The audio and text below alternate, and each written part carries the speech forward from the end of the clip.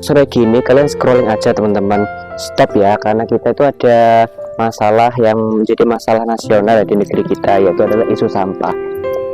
Nah di sini ada temanku, dia itu sedang merenung nih, ada kumpulan sampah di daerahnya.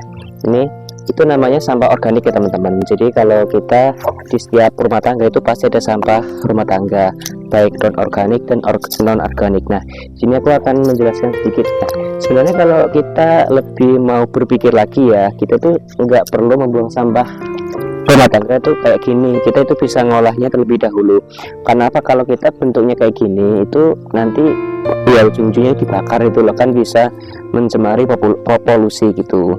Nah solusi dari aku adalah itu dibuat jadi pupuk kompos teman-teman. Nah pupuk kompos itu apa? Yaitu adalah pupuk yang terbuat dari sampah organik ya teman-teman. Oke begitu teman-teman. Oke, selain dari sampah organik itu ada juga sampah non organik ya teman-teman, seperti ini yang di lihat temanku dan juga aku. Ini namanya sampah non organik. Dalam arti bumi itu butuh ratusan tahun sehingga plastik ini tuh bisa terurai teman-teman. Jadi dengan keangkuhan kita yang tidak mau membuang sampah pada tempatnya, itu bumi merasakan dampaknya. Jadi kalau kita ke pantai, teman-teman pernah nggak tuh ke pantai? Nah, itu ada, kalau kita ada satwa hewan itu ya, misalkan penyu atau kura-kura.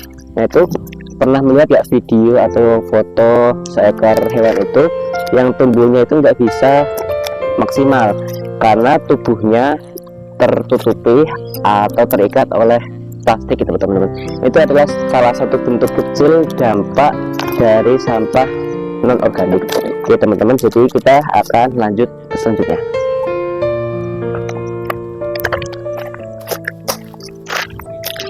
Wih, ngapain bro? Ngapain sampah? Jangan gitu bro, jangan. Yang kamu buang itu kan plastik, dia itu kan sampah non organik teman-teman. Nah itu teman-teman salah satu bentuk SDM yang rendah teman-teman. Kenapa SDM rendah? Karena termasuk ciri ya, mereka tuh nggak bisa membedakan sampah organik dan non organik. Karena apa? Karena mereka dari kecil nggak dididik oleh guru mereka. Dididik oke, cuman lingkungan nggak kayak gitu. Nah selain daripada itu kan isu sampah sudah menjadi isu nasional buat kita ya. Nah untuk menanggulanginya itu sudah butuh tenaga yang luar biasa. Nah bentuk kecil yang dapat kita lakukan adalah memisahkan teman-teman antara sampah organik dan non organik. Tujuannya apa? Tujuannya adalah yang sampah organik itu bisa kita gunakan untuk pupuk kompos.